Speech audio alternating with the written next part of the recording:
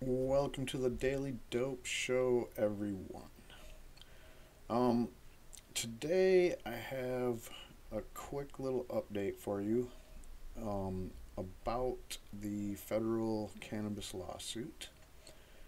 And we're talking about the lawsuit that involves Alexis Bortel and let's see, there's a bunch of other people involved. The lawyer Michael Hillier. Um, And I mean, the big deal about this, that what you might have heard of it, besides from Alexis, is that that originally this was the you know 12-year-old girl that was suing Jeff Sessions. Well, things have moved along. The case is now in the appeals court, which just happened on the 12th, and yeah, so it's pretty exciting news. The update is that basically the everything seemed like it went well. I'm not gonna really tell. I wasn't there, so I really can't say exactly what happened. But we do have Alexis's father on the phone with David Coennen from Reefer Revolution, or otherwise known as DC 420 LA. And we're going to play that clip in a moment, but I just wanted to comment on a couple things that I wanted to say about the situation. So basically, we're waiting on a ruling, or the ruling could be a couple different things. It could kick it back down to the original court, which would be kind of a good thing, because then the court would have to actually make a decision instead of what they did, which was defer it to Congress or something. They said, "Oh, this isn't our job to rule on these kind of things." So we're hoping that that's one of the possibilities, and then another possibility is that they could say that that court original decision was good. And I guess if that happens, the option there is to go up to the next higher court, which would be the Supreme Court, and hope that someday there will be a ruling. Now, there's also another little caveat going on in this case. So, there's also a little separate thing going on where just a specific ruling about Alexis being able to use her medicine while she travels. And I guess we're waiting on that decision too. So, and this is specifically to travel to court hearings concerning this, mainly, I guess. Uh, and finally, they could, the court could just say, you know, we're gonna rule on it. I didn't know that before. I mean, I was wondering about that. Now, I guess that's a possibility. The court could just say, you know what, we've heard all we need to hear, and we're gonna go ahead and say that we're gonna make a decision on this. And the reason that I say that that's something that they are thinking about doing is because they ask for specifics on whether or not, they were seeking to deschedule or reschedule. Because, I mean, the original argument is that the scheduling of cannabis under the Controlled Substances Act is unconstitutional, or that its Schedule 1 status is definitely unconstitutional. And I think that was what the court wanted clarification for, so that if they were going to make a ruling, it would satisfy the plaintiffs. Like if they're looking for complete descheduling to to basically be able to do what they need to do from the calling of the scheduling unconstitutional. Yeah, like for example, to travel from state to state, to do interstate commerce, to use your medicine in places that don't allow it medically. So there's a lot riding on that, and it does definitely depend on it being descheduled as opposed to rescheduling.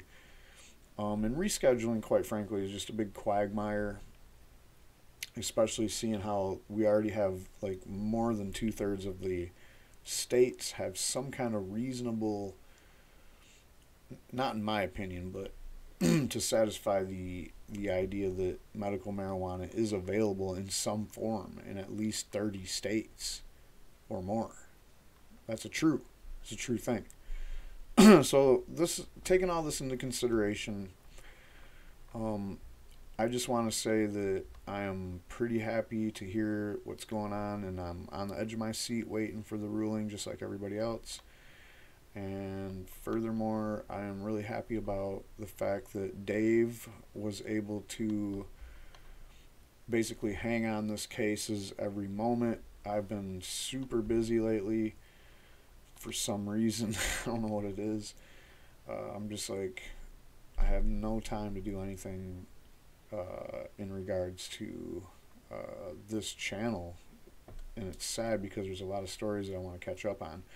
And the reason I say that is because, not to make this video about me or anything, but there's a lot of things that I'm seeing, and I feel like a lot of times people report things and they don't really inject their opinion too much on it. They just give you the story and then move on to the next story or whatever.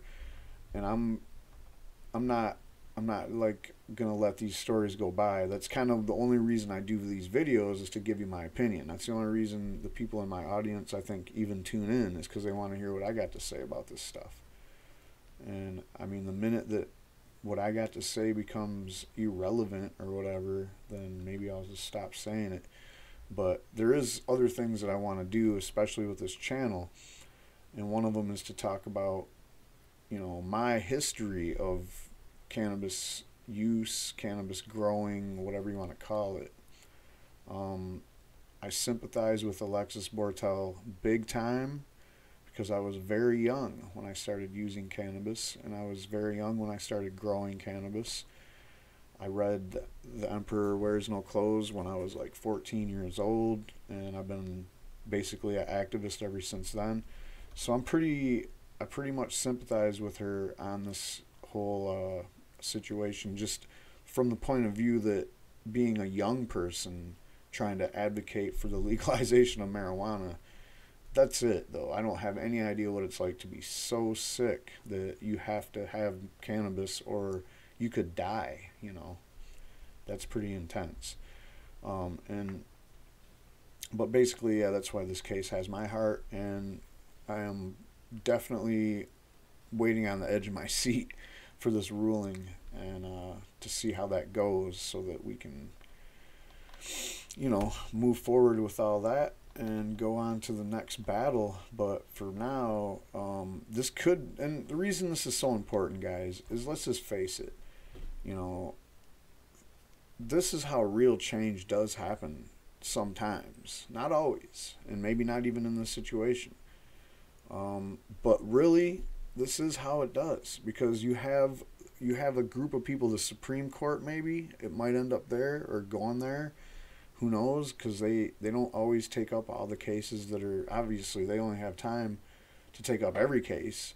I would argue that they do have time, and that they just waste their time not taking up cases more than they take up cases. But would they take this up?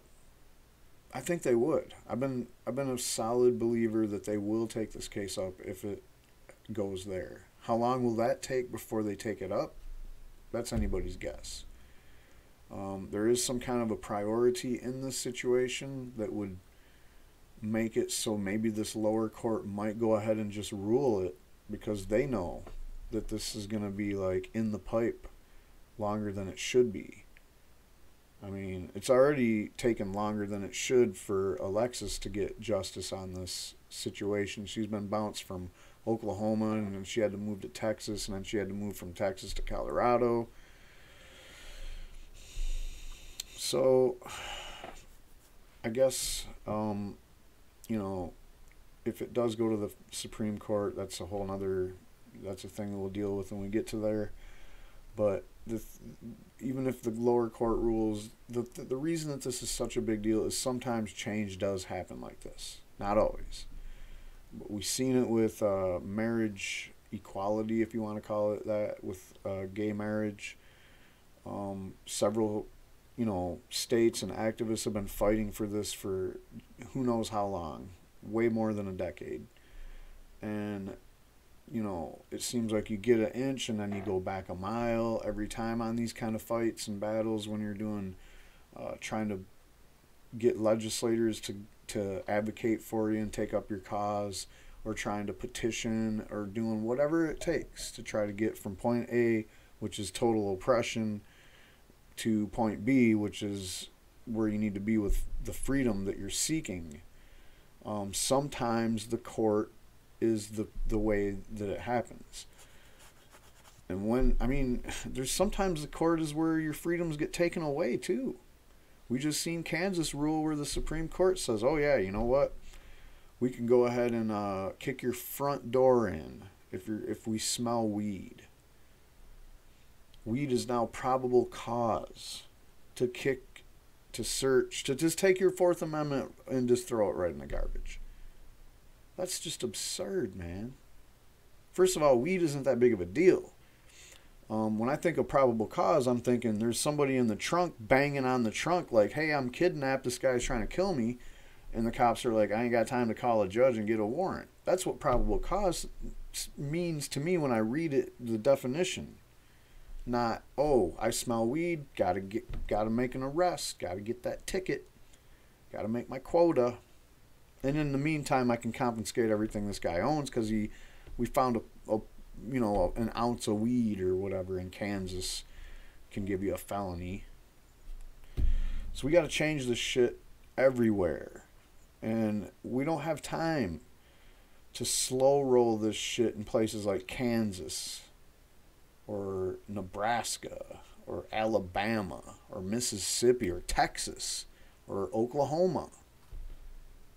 We need this to be not illegal anywhere. And sometimes the way that happens is that the Supreme Court of the United States has to make a ruling, or one of the lower courts, which is pretty much the same binding contract that the federal government would have to hold up. That's what they would have to do. Like if this court ruled that they were going to go ahead and say that these plaintiffs are right, according to everything we're seeing in front of us, this is unconstitutional for this plant or this substance to be on the Controlled Substances Act. Period. It doesn't fit any of the criteria. It's absurd. And it's creating massive amounts of felonious criminal activities out of what people are just doing in a normal supply and demand market situation. So, bottom line here, guys, is you don't put all your eggs in any basket. You don't do all your fighting on one theater. You know, you got your petition. Some states you can't do ballot initiatives and petition drives. Others you can. So in places where you can't, then there's maybe conning your most liberal politicians into taking up your cause. Good luck with that. That's not going to get you very far in the states that are still prohibitive, especially with Republican rule in those states. And in some cases, Utah, for example, the church might rule. Or like the Catholic Church on the East Coast. Excuse me. So I'm going to go ahead and stop talking now, because this isn't about me or what I think about it. This is just good news that I wanted to spread and to keep our hopes up. And now I'm going to go ahead and play a clip that I excerpted from the phone call that was made to Dave Coennen from Dean Bortel, Alexis's father, after the proceedings. We're going to go ahead and listen to that real quick, and then I'm going to end out. What's up, everybody? Breaking news, guys. Breaking news. We are the Bortels have picked up their phone. They're headed out of the courtroom, and they are reporting that it went fantastic. So I'm waiting for more news. I'm waiting for more texts. I'm waiting to see if Sebastian, Jager's dad, goes live on Facebook. And as soon as whatever I get, I'm going to bring it to you as soon as I hear it. maybe we can get. Oh, here it is, folks.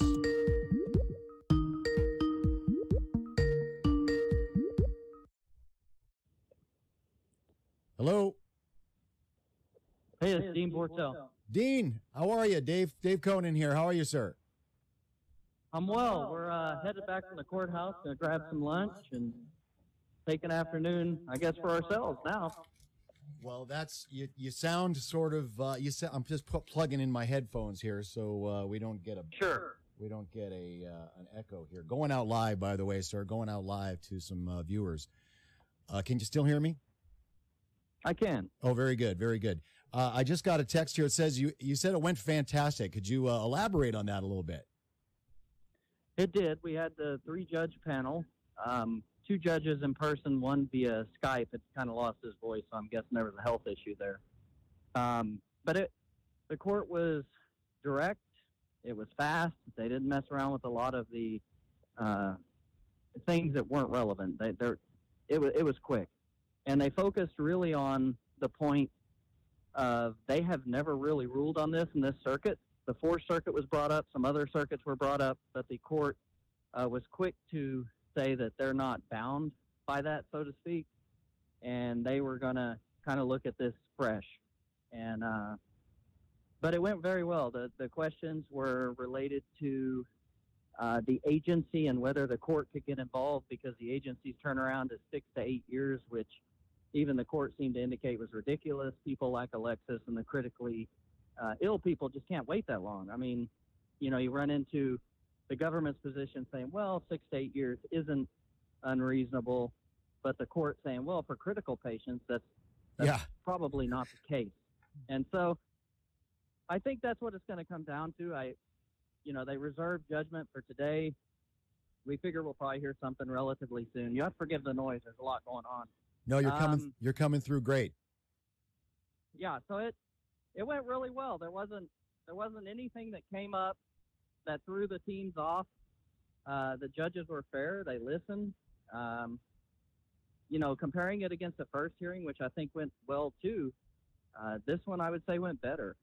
Wow. So the fact that they weren't going to be weighed down by the Fourth Circuit and some other decisions, right, and they're looking at it as their own issue, I think it's going to be a very good thing. Well, it sounds like they're being reasonable, and taking a fresh look at it is definitely good. Hey, that's probably the best news we could have today, right? It is. I expected it to go well, but I was surprised by how much the judges knew, and I don't want to take a shot at them. What I mean by that is that they've obviously done their homework on the issue. They're well aware of it, and they're well aware of the administrative process related to rescheduling. And, they tried to reschedule this thing. I believe it was 16 or 2000, somewhere in that area where it was denied. So they brought that up. They said, look, and to quote them, one of the judges, he said, medical cannabis isn't new. There's nothing new here. This data has been out there for decades. So the new data is mostly on the judicial front. Right. So yeah, they're a little behind. I think that's what they're looking at. Right. Well, that's very encouraging. That's extremely encouraging. Now I know one of the specifics was going to be the travel issue. Are they going to make any dispensation? Can Alexis travel? Can she go to the post office? Yeah. Anything? Well, when they rule, it would go back down to Judge Hillerstein, and one of the items that's in the paperwork that was submitted is Alexis's travel itemized. Right. So they don't have to do anything, but they should address that specific issue. Right. They'll address it one way or the other. That was a direct question asked. Right. Yeah, it wasn't one of the issues that they were coming out and saying, well, if this, and this. It's very strict. Can she travel to her trials or not? Yes or no? Wow. With her medication. I mean, they're not being vague about it. It's very, they put it in lawyer, legalese, but that's essentially what they're saying. Sure. Well, that's great. Well, Mr. Bortel, I really appreciate you calling in and keeping in touch. We're all we're all following this case very closely here on the channel. And, you guys joined in the chat and Alexis last weekend. So We got a lot of folks watching this morning. Really appreciate you calling in. Congratulations. We're looking forward to Jager's dad said he might do a live stream, so we might jump in there. I'll let you enjoy your day and get back to your family and touch base with Alexis. We really congratulate you and thank you very much, and keep up the good fight. We're going to put up the argument. They post the oral arguments within a day, within 24 hours. So we're going to go ahead and grab it. Yeah, we noticed Pacer's already updated. They've updated the notes on Pacer in the last few minutes, saying the case has been heard. So it may come pretty quickly. Right. Yeah, we're gonna grab it and we're gonna put it up. So we're all gonna get to hear what you guys heard in the courtroom. So very exciting, Dean. Go ahead. Yeah, and reach out to Lex because she has indicated she listens to you guys on Sundays, I believe. Awesome. And she's indicated that she was going to do an interview with you. So feel free to reach out and contact her. I believe you have her contact information. I do indeed. Great. Thank you so much, Dean. Have a great day. Congratulations once again. Keep up the fight. Yes, sir. Be well, and good day to all your listeners. All right. Free the plant, free the people. All right. Bye-bye. Yes, sir. What? We just spoke to Dean Bortel, everybody. That was an exclusive interview with Alexis's father, who just came out of the courthouse, the federal cannabis lawsuit, and called us up here at Reefer Revolution Live to give us an update. Really, really good news. They're going to, that it sounds like everybody's happy. I am going to reach out to Lex and see if we can't get a comment. We're going to be looking forward to maybe, Jager's dad on a live stream as well. I'm going to absorb a little bit of that. That was pretty cool. So that was it. Excellent coverage again by Dave Coennen over at DC 420 Reefer Revolution. And I'll put a link to the channel for that if you didn't know already about them. They go live every Sunday at 4:20 Pacific. And who knows if I ever get a chance to get back on there, if I ever have time again. My goodness. I'm going to try to get caught up and maybe get on there sometime in the near future, because I love Dave and Chella. They're my favorite people. Talking about the weed news, obviously.